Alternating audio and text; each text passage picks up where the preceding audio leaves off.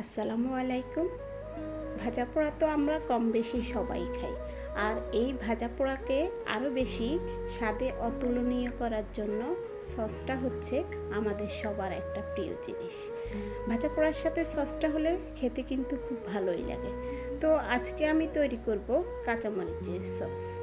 এখানে আমি 250 গ্রাম কাঁচামরিচ নিলাম, তারপরে 2 কাপ পানি দিয়ে ভালো করে এটাকে সিদ্ধ করে নিব।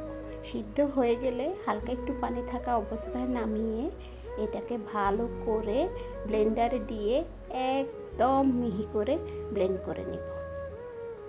তারপর ব্লেন্ডটা যখন মিহি করে হয়ে যাবে, তারপর এটাকে আমি একটা চালনিতে নিয়ে ভালো করে আস্তে আস্তে একদম কোনো কিছু যেন না থাকে ভালো করে এটাকে চেলে নিতে হবে।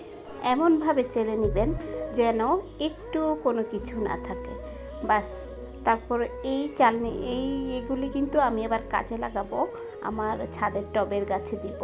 এই যে চালার পরে এই জিনিসটার কনসিস্টেন্সি ঠিক এরকম হবে, একদম মিহি, কোনো দানা নেই, মরিচের কোনো একটা বিচিও থাকবে না, কিছুই থাকবে না। তারপর এটাকে একটা চুলায় দিয়ে দিব প্যানের মধ্যে। এটাকে গরম হলে ভালো করে নেড়েচেড়ে একটু ফুটে আসলে আমি এখানে 1 কাপ চিনি দিয়ে দিলাম। চিনিটা দেওয়ার পরে চিনিটা একটু গলে আসলে তারপর এখানে 1 কাপ ভিনেগার দিয়ে দিলাম। ভিনেগারটা দিয়ে ভালো করে নেড়েচেড়ে মিশিয়ে নেব এবং একটু লবণ দিলাম। তারপর এখানে আবার একটু দিয়ে দিব 1/2 কাপ পরিমাণ তেঁতুলের রস। তেঁতুলটাকে ভালো করে পানিতে ভিজিয়ে তেঁতুলের রসটা বের করে নিলাম।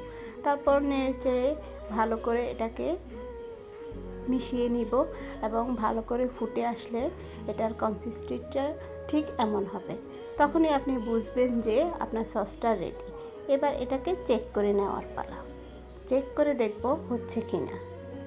এভাবে যদি হয় তাহলে বুঝবেন আপনার সসটা একদম পারফেক্ট। আপনি ভিনেগার ইউজ করার কারণে এটা অনেক দিন আপনি নর্মাল ফ্রিজে সংরক্ষণ করে খেতে পারবেন। আপনি খুব অল্প খরচে সামান্য 2-3টা উপকরণে এত মজাদার একটা সস বানিয়ে নিতে পারেন চাইলেই বাসায়, এবং স্বাস্থ্যসম্মত উপায়। আমি এখানে কোনো কালার ইউজ করি নাই, তাই এটা ন্যাচারাল কালার। আপনি যদি চান তাহলে গ্রিন ফুড কালারটা ইউজ করে নিতে পারেন।